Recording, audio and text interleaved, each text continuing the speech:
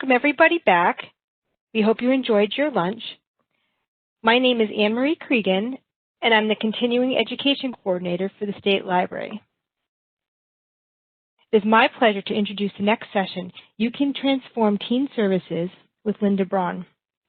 Linda W. Braun is a project manager for the IMLS-funded YALSA project, Transforming Teen Services, a train-the-trainer approach.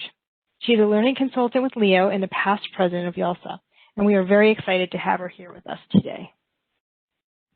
Linda? Marie, and I'm excited to be here with you today in this virtual form.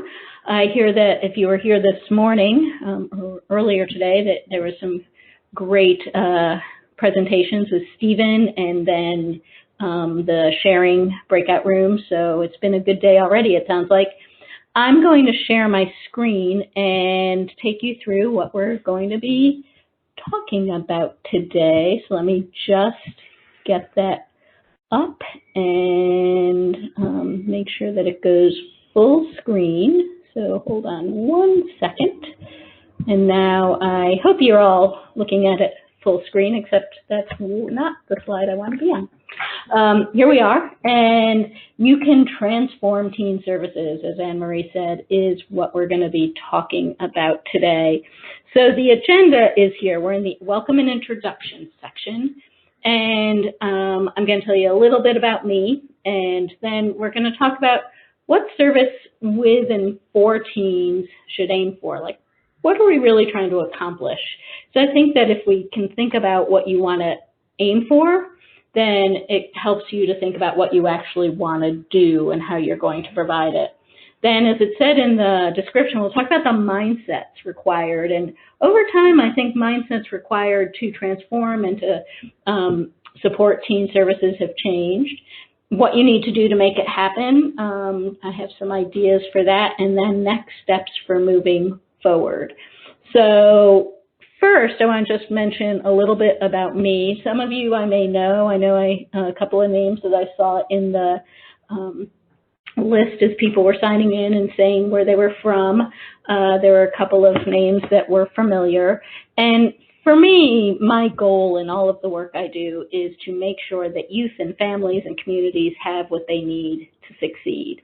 And what I mean by that is that I really focus my work on helping library staff and others in out-of-school time locations and organizations figure out what it is that those in their communities need, not what we as library staff think, oh, this is what we should be doing, but really what they need to succeed, and then also looking at the assets in the community and what are the things going on already that libraries can connect with, that you can leverage, that you can work with in order to reach the goal of helping youth and families succeed. Now, this is my goal, and I have that as a foundation for everything I do, and I want to mention that in part because that's sort of the framework for the transformation of teen services that we're going to be talking about.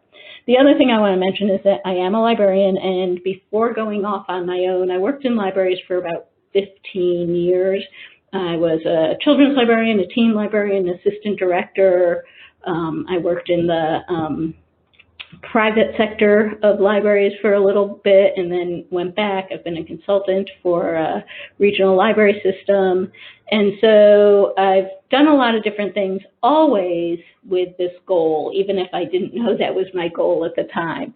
So I just want to have you all keep that in mind as we're thinking about the different topics for today. So now, that's all I'm going to say about me.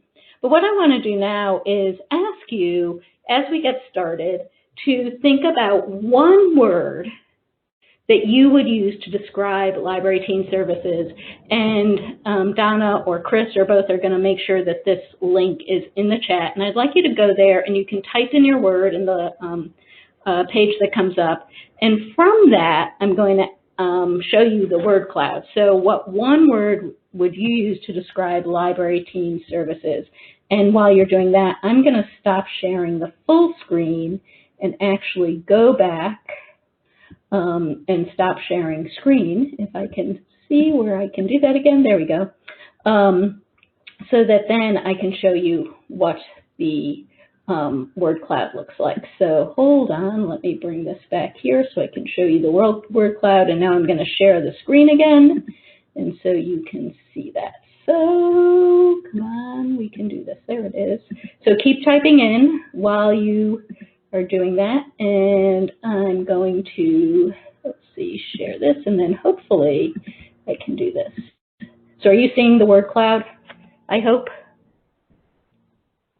Is that good? People seeing it? Yep. Good, great, thank you. I can't see the chat at the same time. I forgot about that. So here it comes. Keep typing things in. And so if we're looking at the one word to describe teen services, fun, innovative, inspiring. I love watching it move around. Diverse and exciting. It's connections, and I'm assuming that's connections to other people and places and things and all of that. Restorative. I love that. That I assume goes with what Stephen was talking about earlier, so that's fantastic. We do want to be restorative in so many different ways. Timely and enlightening, changing, yes. One of the things I said when we started, and I talked about my goal, is that even though I didn't know it, I think that was always my goal. I just thought about it differently, and I think that's part of the changing nature of this work, and that's transformative, right? We're going to transform teen services, and that means that things probably have to change a bit. Rewarding, absolutely, and inclusive. I love that. That's fantastic. I'm going to give it just another minute, 10 seconds really, not a whole minute. For people to type this in. And I'll make sure that Donna has the URL for this completed word cloud so that you can have access to it afterwards. It might be something you want to look at periodically or show to others or whatever. You are free to do that. And I'll also just say that you'll see in the right, the Mentimeter. So that's the website I use to create these word clouds, and it's just a slide that I create that has that box on it. You put in the question, and then it has that box on it for people, and it automatically generates. I think it's a fantastic way to be able to create these kinds of opportunities. So there you go. I think these are all the kinds of things we're going to be talking about, the importance of teen services, and they are important, and that's why we have to transform them, how inspirational they can be for teens and for communities, challenging. It is challenging. It's a lot of hard work, but it's important work for us to be doing. And innovative. I want to highlight that because that's part of the changing and exciting and diverse and inclusive nature of what we do, is that it's always, we've got to be thinking about how to innovate, but not innovate from, oh, library staff think this is a good idea, but innovate from the framework of what youth and teens and families need. And then just the other thing I'll say about this is in this current environment that we're working in, I think it's been really interesting to see how people are innovating and thinking about innovating, pivoting, which is a word I'm not fond of. I started to use shift instead of pivot. How people are shifting their services so to support the needs of teens during the times we're living in today. So you can feel free to keep typing in. I'm going to stop sharing and go back to the meeting and then go back to my slides. And like I said, feel free to continue to add, and I will make sure to, and I'm glad I'm seeing in the chat that people like the word cloud idea. Thank you. I'm going to continue to I will give Donna the link. So now I'm going to go back to the slides, and you are now seeing the slides, and what I want to do next is to talk about what we aim for when we're talking about teen services. And I also want to say before I forget that I'm not going to be talking at you the whole time, and I'd love it if you could talk in the chat as I'm talking, and Donna or Chris, if you could let me know if there's anything that comes up, since I realize that I can't see the chat unless you know how I can do it. Can't see the chat at the same time when I'm doing full screen share. So feel free to continue to add things in the chat. So what we aim for, now I'm going to start with actually what we don't aim for as a way to talk about what we do aim for. And often I say to people, why do we serve teens? And a lot of people say to me, well, because they're the future taxpayers and users, and so we want them to use the library, and we want them to vote for the library and for funding and, pay their taxes and all those kinds of things. And I have to tell you, and I have points of view you will find out, and I should also say in the chat, feel free to say you don't agree or feel to push back. Happy to have you do that. But I think the key here is that we can't think about serving teens because of what they're going to do for the library, which is what I have on this next slide. If we say we're aiming for future taxpayers, then we're focused not on the teens and what they need, we're focused on the library. And if we're only about ourselves, then that's problematic. And I would also suggest that we aren't creating future supporters of the library if all we want them to do is to support us.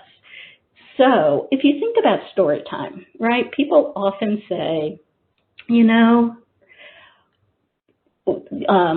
lots of people come to the library for story time when they're little kids, and then they don't come back, and then until they're old adults with their own kids, right? And so story time, adults with kids. Those are their times when they're at the library. And that's very true, but the thing about that is that they see a value in that story time. So it's not about being the taxpayer, it's about what the young child is learning and gaining as a result of coming to story time. And so the services we do for very young children, like story time and early literacy activities and early learning activities, we never say, why do you do those activities? Why do you have story time? I don't hear people say, because one day those children will grow up to be taxpayers. What I hear people say is because we have to help young children gain literacy skills.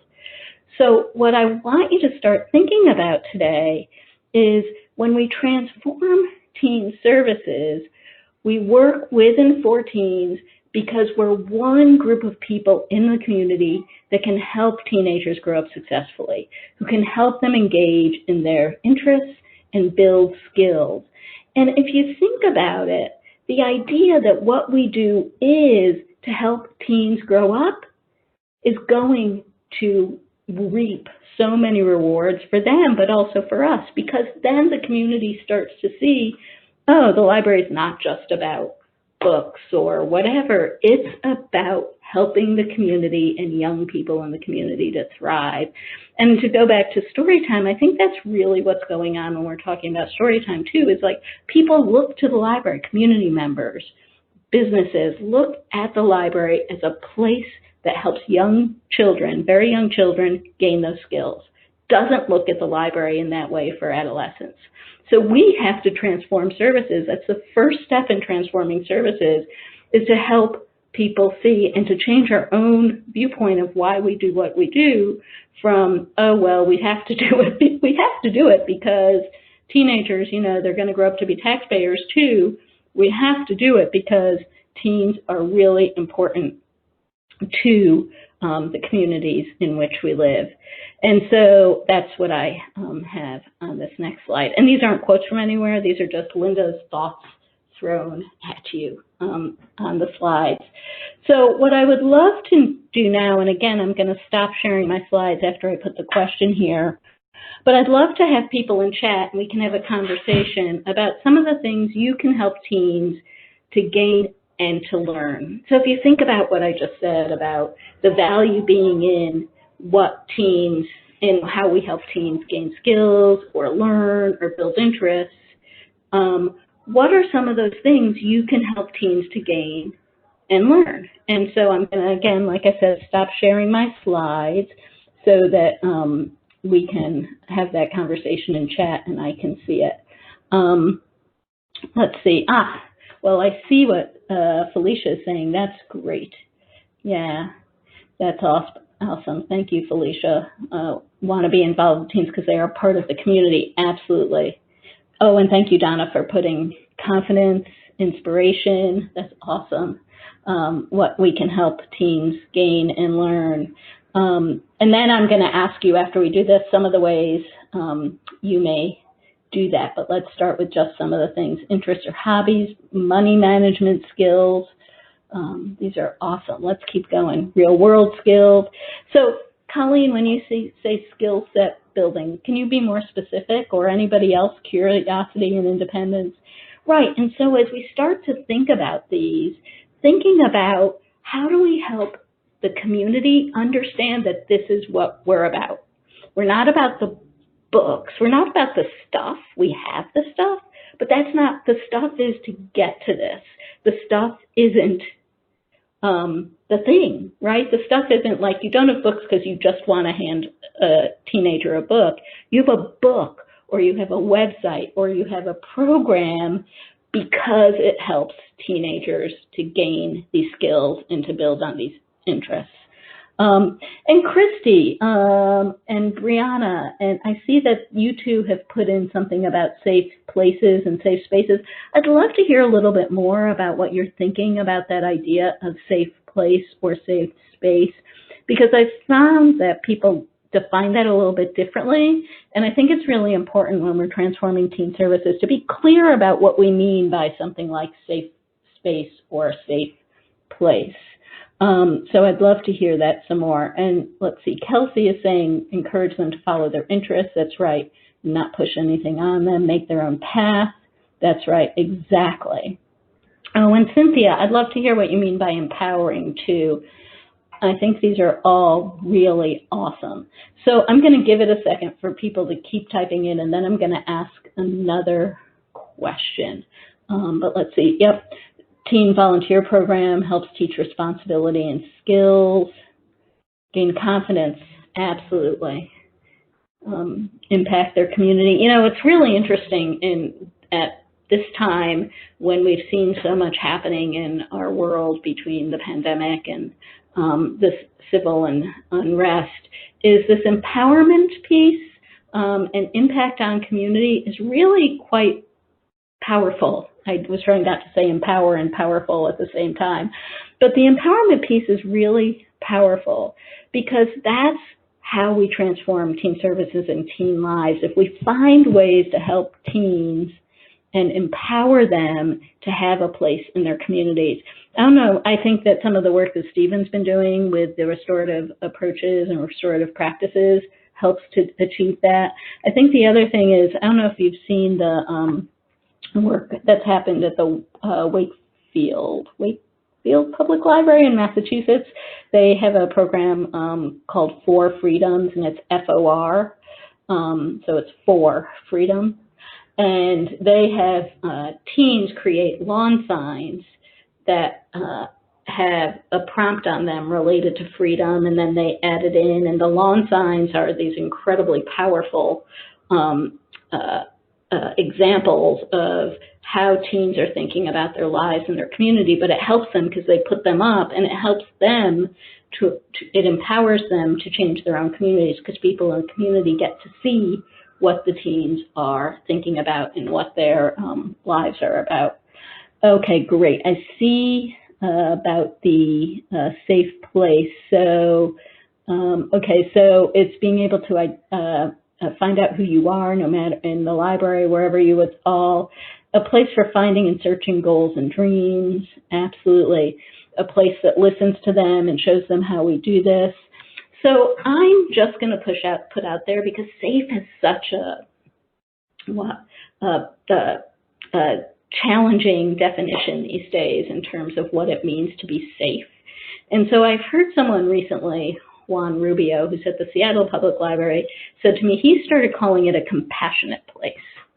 And I think that's the other way we transform teen services, is through that compassionate place. And so we're not framing it as safe, because I've thought for a long time libraries can't be safe places if we take that word to its meaning that it's had for a very long time. But if we're talking about a welcoming place, a place where you feel like you can be yourself, a place where you can learn about your passions and interests, that's people who are caring and compassionate, right? And that's a place where teens can feel like there are people there who are compassionate. I like welcoming too. I think welcoming is a good way to do it too. So I'm thinking that some of what we need to do to transform teen services is to think about, yeah, Donna, I agree, welcoming and compassionate. We can have both. But thinking about transforming teen services includes thinking about how we talk about things and the language we use and how we describe things to other people, whether it be teens, to parents, to caregivers, to grandparents, to other family members, to decision makers, to stakeholders, to colleagues, to administrators, whoever. I think the language we use has to be really targeted and smart so that we know we are actually sending the message about what our services are all about.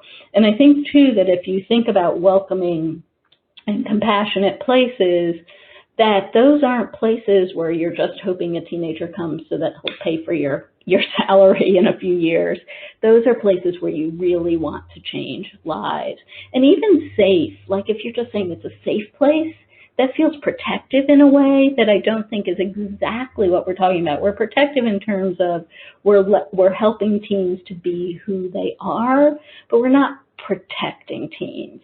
And I think that also sets up a sort of struggle with what we do and what expectations are. So I'd love to hear one other thing, and I know you had this breakout rooms before, and one other thing before I go to slides. So who's got an example of some of the ways that you've been doing some of these things that help teens to gain these skills or behaviors or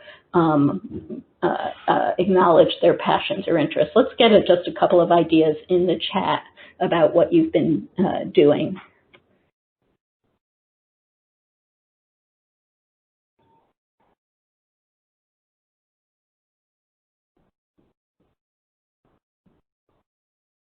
And if you have a question, let me know if my question didn't make sense, which sometimes happens.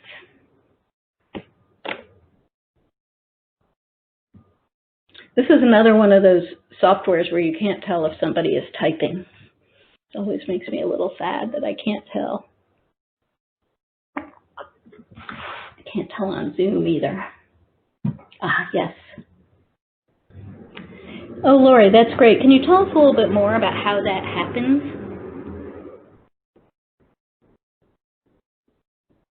Awesome. Who else is doing things that help teens build skills? Because again, as you transform services, you need to be able to tell people what you're doing that connects to those skills and passions. Yeah, that's great. And I'm also going to say one other thing about the flyers. That's great that the teens help design the flyers and all that kinds of thing. I had a conversation recently about flyers while I was in a session where somebody was talking about flyers. And they said, you know, as you're making your flyers, think about the images and the language and the font and all of it in terms of who you're serving in your community. So by having teens help you create the flyers, that's awesome. But you could also think with them about like the language they use. Who's that language for? There's some equity and social justice components to that. And it could be a great way not only to have them help you design the flyers, but to help them think more globally about their communities, about who's in their communities, about who they're reaching through the design, the language, the style, the font, etc. Yeah, that's great, giving them a chance. Hey, Zach. Oh, Zach. Hi, Zach. Can you tell us a little bit more about the 101 videos? Yeah. Do you want me to speak or type it out? Oh, no, you can speak. Anybody can speak. Okay. Thank you. Go for it, Zach. Sure. I'm looking for the links for the list, but one of the things that I was doing in the middle of the pandemic was making videos on things that teens that are becoming adults ought to know, but might not necessarily. And they're mostly mundane things like 3 different ways to cook eggs, or how to check your oil, or how to adjust your tire air pressure and why those things are important. I think I have about 10 of them altogether right now. I'll share them in the chat. Great. But they're real easy things to do, and they're passive, so they can take them or leave them. But it's things that they might or probably need, but might not have somebody in their life to teach them how to do it. So it felt for me like low-hanging fruit, but feel free to make your own. You can share mine. They're a lot of fun to make also. Do you know any teens who could make those videos? That sounds awesome. I'm just thinking, like, what if a teen was changing their oil in their car and they made a video of how to do that? That could be fun. Yeah, that reminds me of the session we just had where the teens did a cooking show as part of their programming. Yeah. I could see you doing a competition with these type of see who can describe how to do something videos. Yeah. Which Donna is computational thinking, just saying, and that will come up soon. That's great. Thank you, Zach. I think, and the other thing, so Zach, I'm not going to have you do this, but any of you who are writing these things or thinking about these, I inspire you to, that's not the right phrase, but the word is not coming to me. I eagerly ask you to start talking about your services as changing teenagers' lives, helping them to do these things instead of we have fun activities because it's not like school, right? So if we're going to transform teen services, we have to connect to what teenagers are interested in, which Zach's Adulting 101 definitely connects to some of those. But also, we have to be able to tell other people what we do and why we do it. And when you say, we have, and there's nothing wrong with fun. I believe in fun, huge fan of fun. But when we say to an administrator, right, or to a colleague, or to a community partner, that really we're just creating activities that are fun for teens because it can't be too much like school, that's not going to help us transform teen services and to get the buy-in that we're looking for. What we need to do in order to transform and get that buy-in is to be able to talk about the services we provide in the same way we talk about story time. And you may not do story time, you may not talk about story time, but a lot of children's librarians talk about story time as that thing that helps young people gain early literacy skills and those 5 every child ready to read things that I can't think of, sing, dance, play, read, write. That's not what they are, but some of those. We have to be able to do that in order to get what we need to serve teens. So thinking about what we're talking about, start to think about, if I'm going to transform teen services, I have to talk about it in this way. And you could know it's fun. You could talk to Donna and Anne-Marie and Zach and Karen, I'm just looking at Braun, everybody here about it being fun. But for us to really have an impact in the community and with teens, it's got to be something a little deeper. Any thoughts or questions about that before I go on to the mindsets that fit with this? And feel free to unmute.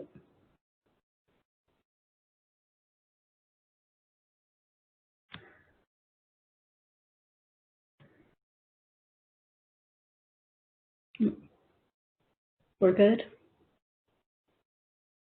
All right, I'm going to share again. Feel free if you are typing to type away.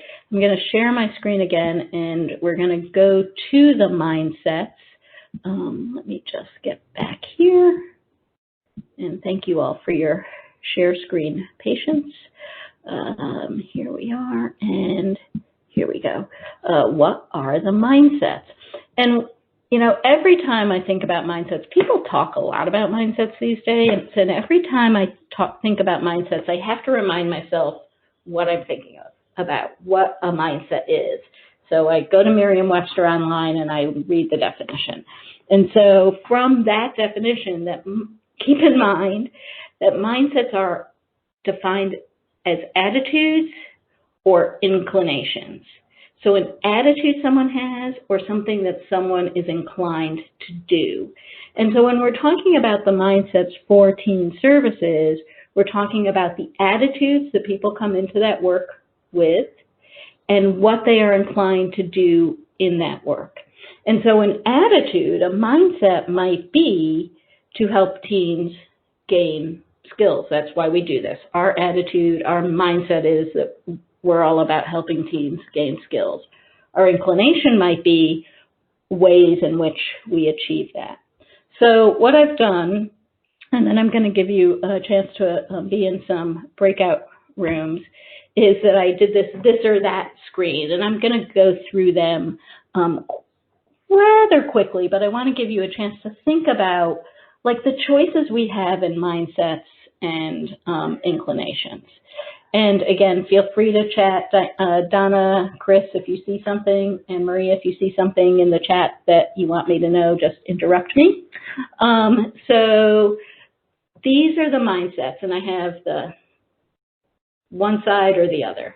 So you could have a mindset of a library servant or a public servant.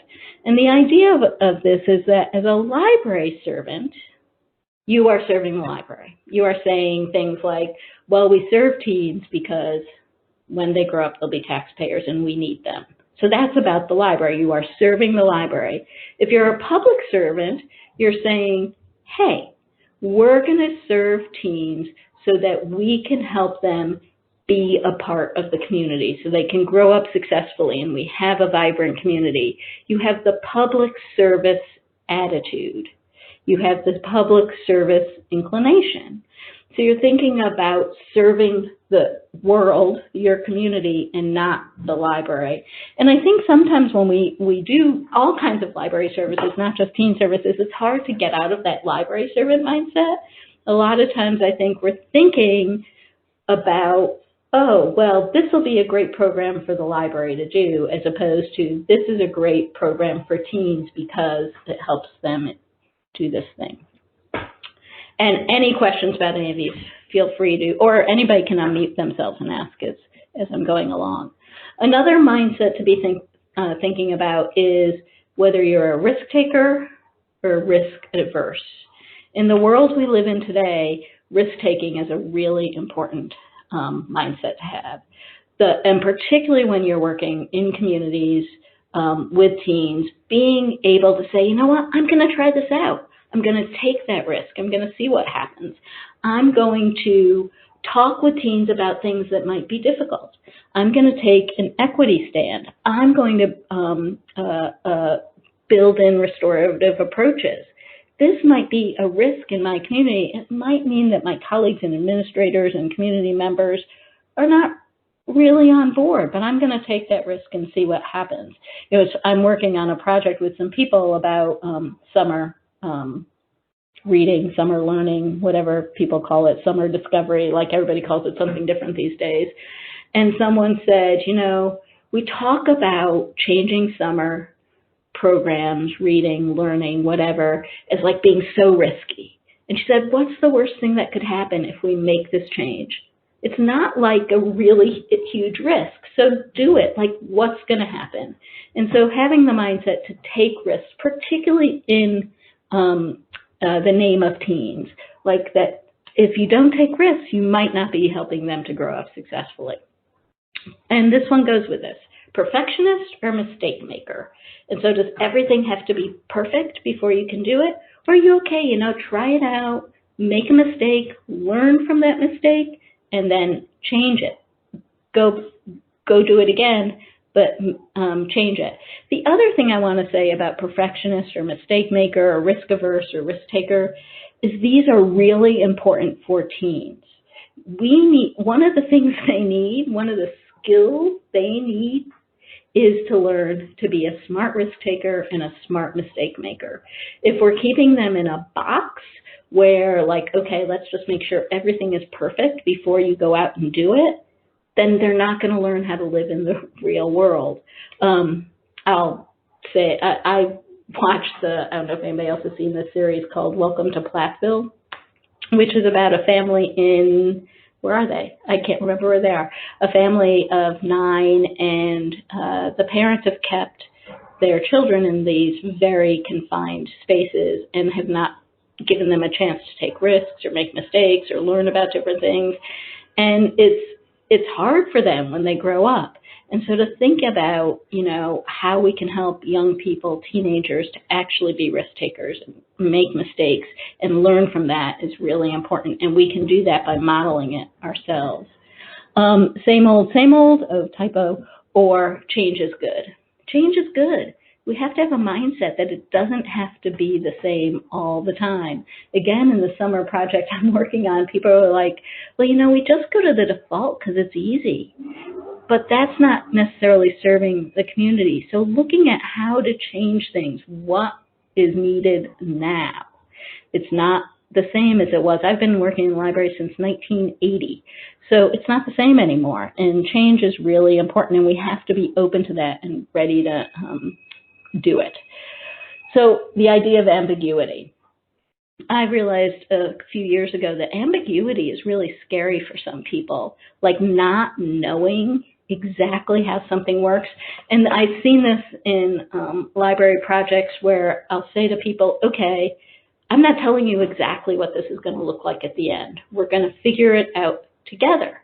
We're going to see what you need in your community. We're going to try things out. We're going to take risks. We're going to make mistakes. And from that, you will build something that works for teens in your community. That's really scary for a lot of library staff. And one of the things that I see all the time, when I say to that, we're going to build this together, they're like, just give me a program in a box. Please, can I just have this program? Can I have a program that works one other place and I'm going to do it? And that's not serving teens in your community. We really have to be thinking about what are the teens in your community and my community, what do they need? And that means you can't use a program right out of the box. You can say, hey, Zach did those Adulting 101 videos, and those are great.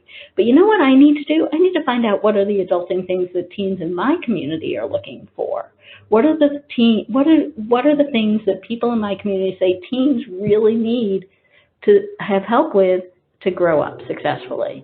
And so you don't know what those are. They could be the same as Zach's. They could be different. And so being open to the idea, like, you don't know, I don't know, it is scary. But if you are open to it, if you have the mindset, that will help you to better serve teens in your local community.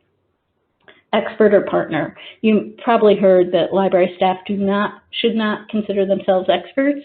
And this is something that I've learned over time. When I started out, I was the expert. I had to know it all. I had to know about all the books. We didn't have computers when I started out.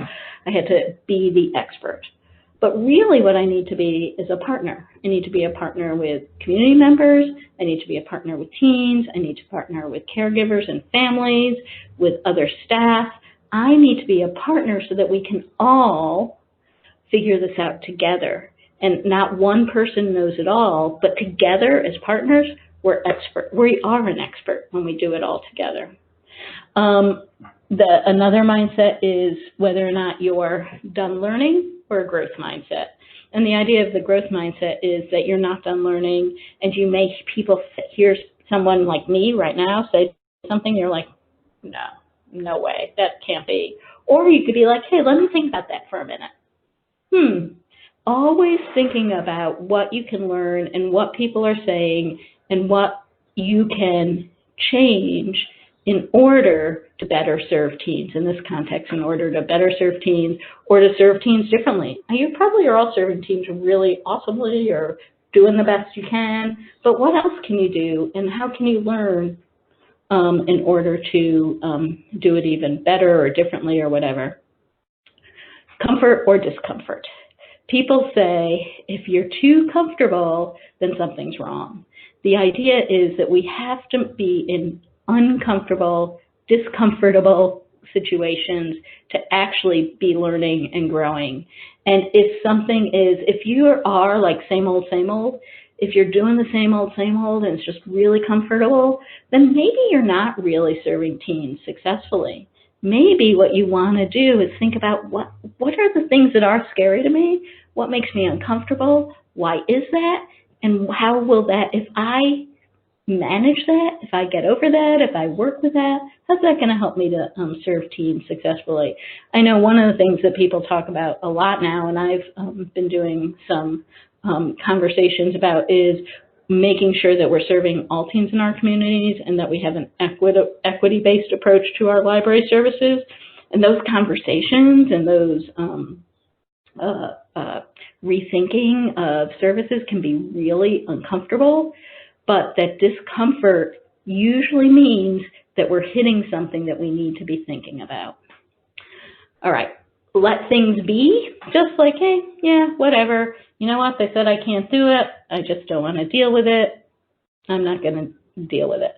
Or being willing to speak up. And for teens, we got to speak up. We can't sit back and just let people walk all over them. We have to stand up and talk about what teens need and why they need it. That is going to transform services. And in that willingness to speak up, we have to think about how we say things that will help to have people hear us, right? So, you know, I don't know, you've probably experienced this, but I hear people all the time saying, you know what, no one respects the youth librarian. It's just the way it is. People don't respect children's librarians. They don't respect teen librarians because we work with kids. We can change that. We don't have to accept that. We don't have to let that be. What we can do to change that is to think about, okay, these people who don't respect children's or teens or youth librarians, what is it that we can say that will connect to what they do respect? And how can I articulate the value of what I do so that they are going to hear me? And so speaking up so that other people can hear you and so that you can help change people's minds is going to be important, because so many times, Donna and Zach know this from the work they're doing as the Transforming Teen Services project with YALSA.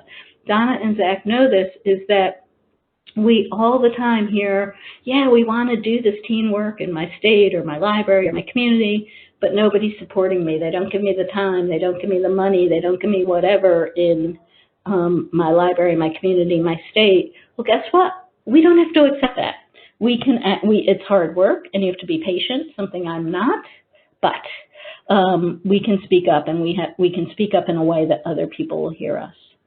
And part of that is not always talking about all the things that are wrong and saying, oh, you know, these families or these teens, or I don't get enough money or whatever. Instead of focusing on the problems, talk about the solutions. One of the best directors I ever worked with said to me, don't come to me with problems, come to me with solutions. And that changed our interactions incredibly. So like I could say, hey, this is a problem, but here's what I think we can do to solve it. And here's why this is the solution. And here's how this will help our community and us reach the strategic plan or our mission and goals or all of that. But thinking about the solution, being solution oriented and not just like, this is hard, this is hard, this is hard, this is a problem. Going to other people with how we can make it better is going to change things, I truly believe. Being slow to revise or being agile and flexible. Being slow to revise is libraries. They've had to change because of the pandemic a lot, but instead of being like going to that perfectionist, like we've got to have every policy in place, every practice figured out, every step figured out before we do this thing. No, we have to be like, okay, here's this thing we need to do. We're not going to have it all together, or here's this change we need to make in our summer program or our way we do the Teen Advisory Board or whatever. We're going to try it, and we're going to see what happens, and then we're going to go back and try it again. And then the last one puts lots of different things together. You see I have expert more than once and learner more than once, is that we're not the experts, we're the learners, and we're learning with everybody. And having that mindset as a learner means that I think when you do teen advisory boards or other kinds of teen design-oriented activities, you're a learner, and that is awesome. So I'm going to stop sharing my screen again because I just talked a lot, and see if there's anything in the chat, and then we'll go on to the next. What did I miss? Let's see. And anything you want to ask before I break you into breakout rooms? Well, Rael pointed out that STEM programming really helps teens learn about failure, because often they don't, whatever they're working on doesn't work the first time. Yeah. So they try again. Letting teens solve problems is really important, and often we want to jump in and fix it right away. And Karen said that back off and don't jump in. Yeah, absolutely. It's so hard to do that, right? And I just said I'm super impatient, and Zach and Donna might know, is like sometimes I'll be in a meeting and I jump in when I should be just like sit back, let other people talk. It's hard to do, so I totally get that. Brianna, can you tell us more? If libraries are lifelong learning, it should be qualifying for everybody at the library. Can you tell us more? And you can unmute yourself if you would like, or type, either way.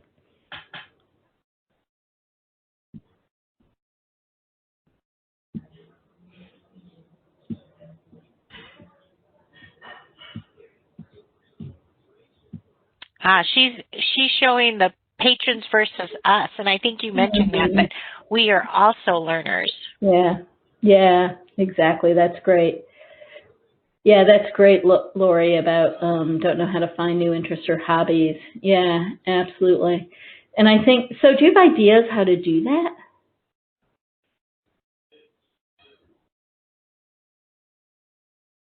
And it might be that they don't know. I mean, that's the connected learning stuff that some of you may have done with Zach and Donna.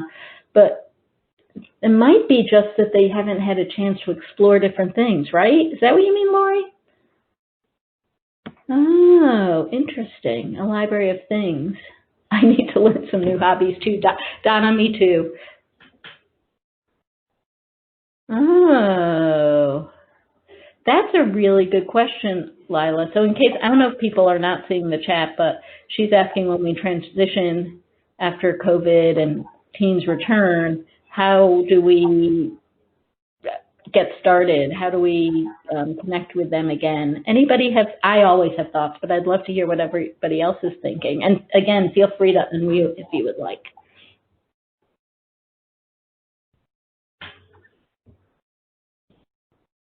Sorry, it took me a second to find the unmute button. Okay. This is Lori.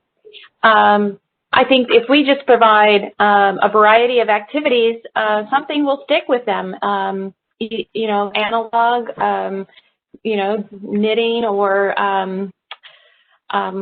I heard the changing attire. That was a great idea. Something that is tactile. So much of what they're doing every day is digital, and I think we can encourage interests in other ways like that. Cool. Thank you. Anybody else? Yeah, I think that's interesting, Victoria, about whether or not more kids are going out to reconnect and get social interactions. I think some of you have done the connected learning. Donna, you could tell me if I'm right or wrong. The connected learning e-course, or even live, because you were one of the... Right, we did 4 of those. Yeah. Zach and I went out and did that. Yeah, and I think one of the things that's really interesting that even now, so I have a friend whose son is learning virtually. I think he's 10, and he hates it. And so what she's having him do, she's got to do his schoolwork, but she's also like, he's just finding things he's interested in online. So he found videos on ceramics, and then he started doing all these ceramics. So I think that's even one of the things we can do now, so we continue to build the relationships and keep the relationships. And it's like what Zach was saying about the adult videos. is helping find interests now. And it could even be with having like, you know, like different Zoom speakers or something. And, you know, you're interested, you want to see if you have an interest in cars, come hear our Zoom speaker or watch these videos.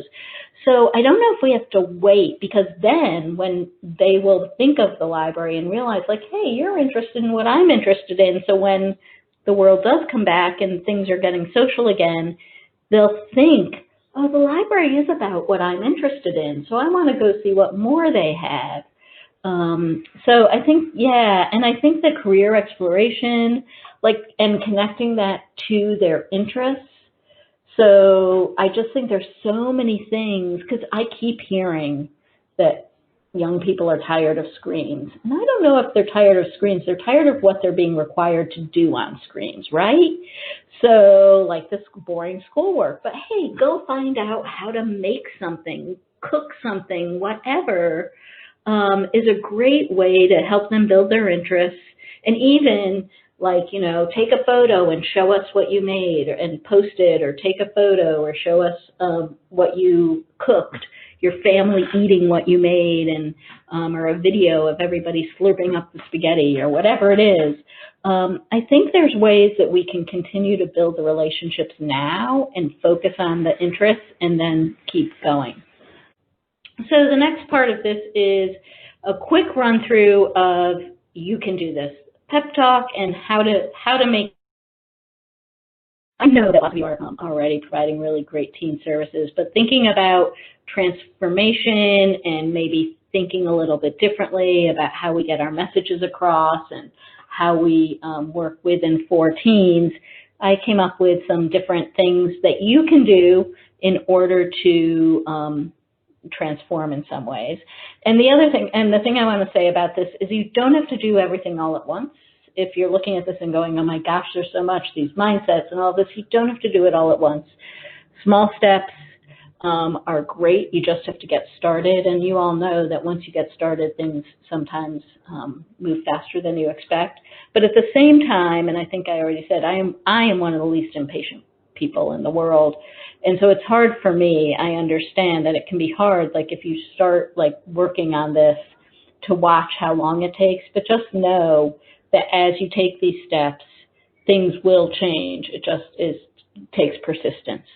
So the first thing, and I haven't really talked a lot about this, but one of the things that's really important in order to do this work is to learn about your community. Not just to, like I said, not just to use out-of-the-box programs that other libraries have used, but learn about the community and what are the needs of teens and their families and caregivers, and what are the assets. Like, who else in your community is working on helping teens grow up successfully, and how can you work together? You're not in competition. What are your mutual goals, and how can you work together in order to reach those goals? And then you're not working alone, because you shouldn't be working alone. We shouldn't be in silos. We should be part of the community, because teens are part of the community. And so when we silo ourselves, we're not actually helping teens as effectively as we could, because we're not a part of the community that they're a part of. So doing this by learning about the community, and I'm not just talking about schools or parks and rec, but, you know, the places in the community where teens go, the barbershop, the grocery store, the Boys and Girls Club, the Y, the 4-H, all those kinds of things, is thinking about who's out there working for and with teens that teens are often a part of, and learning with them about what teen needs and assets are. Also, I know people say this all the time, and I know it's really hard to do, but when we're talking about transforming teen services, we have to get away from just those teens that we always have easy access to, those teens who gravitate to the library or will come to a program, or have a friend who will come to a program. We've got to get out of that box, because the only way we're really going to transform teen services and serve our community successfully and make a difference in the community is by reaching those teens who are not traditional library users. And that's why I say things like working with a grocery store. I know someone who went to a dry cleaner in a community where that is an important part of the community. Faith-based organizations, family organizations. So looking at teens and their communities, not just the library, it's again being the public servant as opposed to the library servant, is looking at where teens are in the community and those teens that aren't going to be the ones that you usually see. So, and thinking about what are the interests of those teens. You know, a lot of the teens that you might not be seeing are teens who are taking care of their families after school, who have to have responsibilities that those who can't come to the library don't have. The other part of that is that a lot of the teens you might not see are ones who would do things with their family. One of the things I learned that I have changed in the way I think about things is I always thought you can't do programs for and with teens that include their families. That's not true. There are a lot of teens who, because of their cultural backgrounds and the way they have family relationships, want to do things with their families. So thinking about ways to bring in teens who aren't necessarily the ones you see. Work with others to design the services and figure out what your outcomes are. And I used to laugh at the phrase share the power or power sharing, but I've realized that's really what we need to do. We need to work with other people and not say, hey, this is the expert thing. I'm going to come up, I got this idea, I'm going to do the whole thing. Again, don't be in a silo. Share the power with others in the community and with teens to develop things that are going to help change teens' lives. And that also includes, actually, I was in a session with Stephen Jackson a couple of weeks ago, and he said we have to get out of the silos within our buildings as well. He may have said this today. And thinking about within your organization, who can help you design and reach your outcomes. This, I'm sure, is not something that I really need to say that much about, but this might be for your colleagues and supervisors and administrators, is when we're working with teens, we can't think about what the library servant idea. It has to be the public servant idea.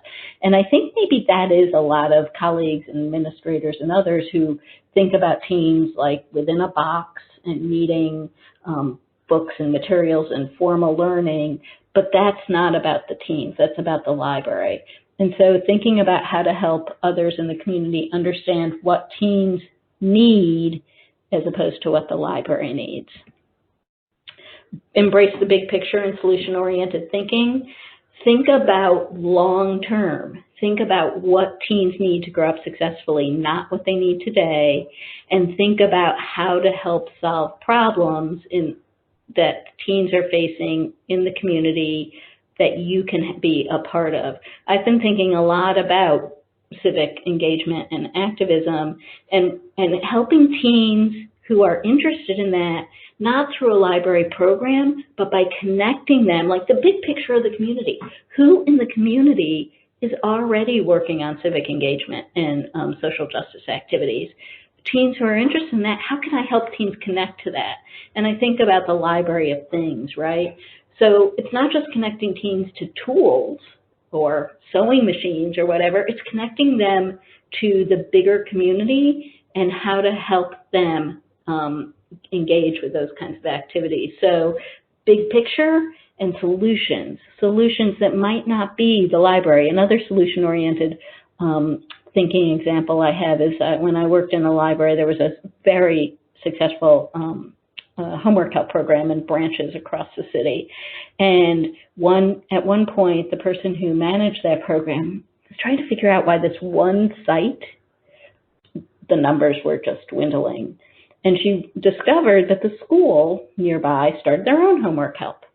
So instead of thinking, oh my gosh, competitive, this is a problem, she came up with a solution. And the solution was, we don't have to do homework help here anymore. We can offer a different program that's going to help young people succeed. Let the school do it.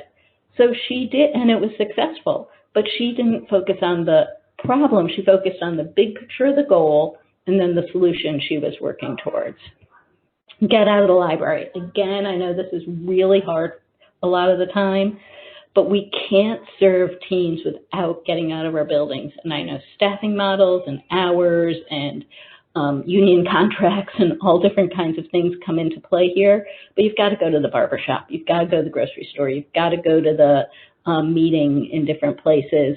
I know someone who works in the library who said that most of her time is spent not in 9 to 5 library hours, but going out into the community. And it means we have to transform teen services, we have to change some of the ways these things work in our libraries, like having to be at the desk, having to do certain programs inside the library, all of those kinds of things. We have to get out of the library to connect with teens and to connect with the people in teens' lives. And I know this is not easy. Maybe for some of you it's easy, but I know this is not easy for a lot of people. So this might be one of those things that as you work through different pieces of this, you can start by talking about teens using the language of how you're helping teens to grow up successfully and based on interests and engagement.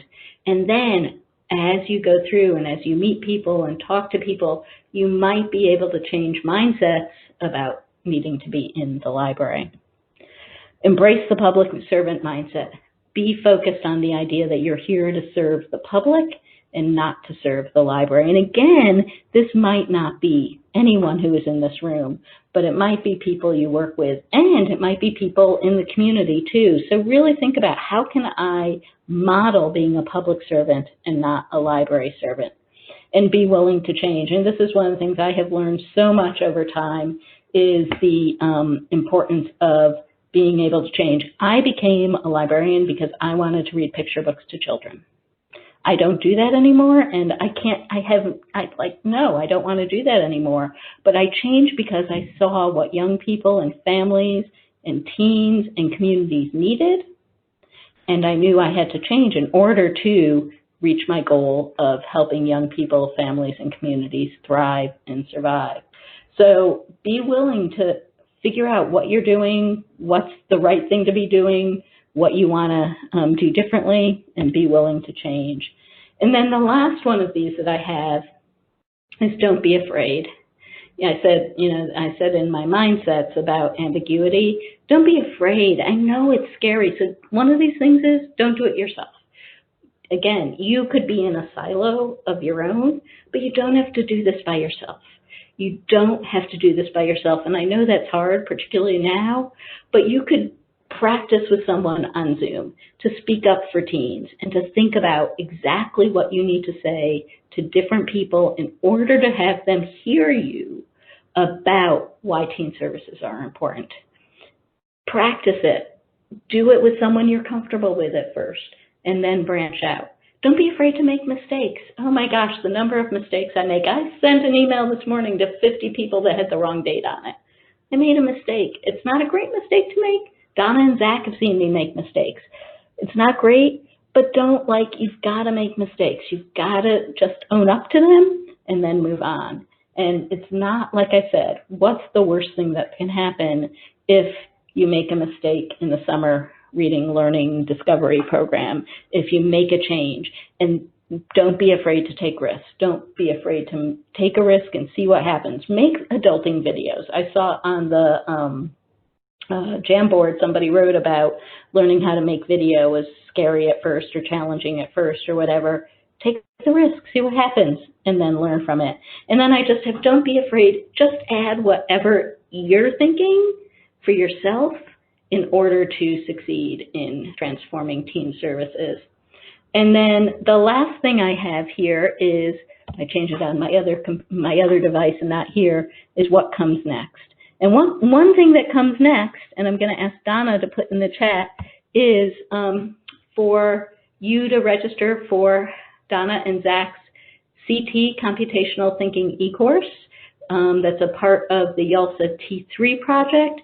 And what also comes next, and I don't have a slide for this, so I'm just going to stop sharing, is the other thing that comes next is you take one step. If there's anything from this Transforming Teen Services session today, pick one thing. Pick one mindset that you want to work on. Pick one you can do it thing that you want to work on, and go for it. And work on it with someone else, because that's the way to make it happen.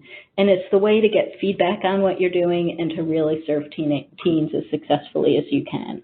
So that is it for me. Any questions or comments that you would like to end our session with? And I see Donna put in the chat about the cohort coming up, so make sure to check that out. Any questions or anything else? While people are typing their questions, I just want to thank you, Linda, for sharing your time with us this afternoon, and also all the participants who are spending the whole day with us. Holly Henley is our state librarian and director of library services. She has been a mentor to me since I started working with the state library, and she has a passion for youth services. So I'm so glad she's able to join us today to share a few thoughts as we close out the day. And then don't forget, we will have a break, and then we will have our book discussion at 3:15 if you would like to come back for that. Okay, Holly, you're up. Thank you, Donna. Can you hear me? Yes. Okay. So thank you for giving me a few minutes to talk with everybody this afternoon. I really just wanted to share a few thank yous and just say that I started out as a youth services librarian, and I've worked in both public and the school library settings. So I always enjoy it when I can take a day and just really devote it to keeping current on topics related to youth services. It really helps me when we're having discussions at the state library about how we can support libraries statewide with youth services initiatives. And Donna just does an amazing job, and I appreciate all that she does, and I know that that you all do too. So I wanted to start by thanking AZLA. We appreciate the opportunity to work with AZLA on projects like this and with their president, John Walsh. Special thanks to that planning committee. I know you all will agree with me that they did an awesome job in planning today's activities, Mariana, Donna, Anne-Marie, and Patty. And thanks to all of you for taking the time to attend today and to participate and share some really amazing ideas. I think one of the strengths from today's summit has been that we got not only a national perspective, but also the state perspective on a lot of different topics. So thank you for attending and for sharing. Just kind of wanted to do some thank yous and just kind of help us review and think about the day, sort of in line with what Linda just said, in thinking about today and what is the one thing that's the real takeaway. What can you go back and share? Or what could you go back and implement at your library? What's top of mind from you from the day? So first we started off with Stephen Jackson talking about restorative justice, peace circles. Loved the example of the barber shop at the library. And then he finished off with helping us to think back to what we learned in kindergarten that's still applicable today. And then what a great panel that the committee assembled for us with all of our wonderful youth services teen YA librarians from across the state, hearing from Michelle and Flagstaff about coding programs, from Deb at Agave about the Teen Take and Make kits, Jean Kilker from Maryville High School about her virtual book club, Diana from Maricopa County Library District Northwest Regional Library about cooking with teens, and then Tuan from the Chandler Public Library, teen gaming, Pam from PCPL, the virtual volunteers, their love notes and civic engagement, and then Nick, who wasn't able to be with us but shared ideas about the virtual art contest, and then Jeff Stolfer, who ended up for the panel talking about the iPad app program at Mesa Public Library. So we have some amazing programs and some amazing librarians in Arizona libraries, and thank you all for all that you do. And then, of course, thank you for Linda. I know that Donna and some of the library staff across the state have been working with Linda on YALSA initiatives, and that is really great to have that national connection so that we really can keep current and help Arizona be a leader in YA and teen services. So thank you all very much, and I look forward to hearing what those priorities are that you want to establish based on your learning today. Thank you. Back to you, Donna. Thank you, Holly. And thank you to Chris for all his help with tech support. And now you guys have a break. We're going to come back together at 3:15 for the book discussion. So if you haven't read the book yet, you have 45 minutes to get it read.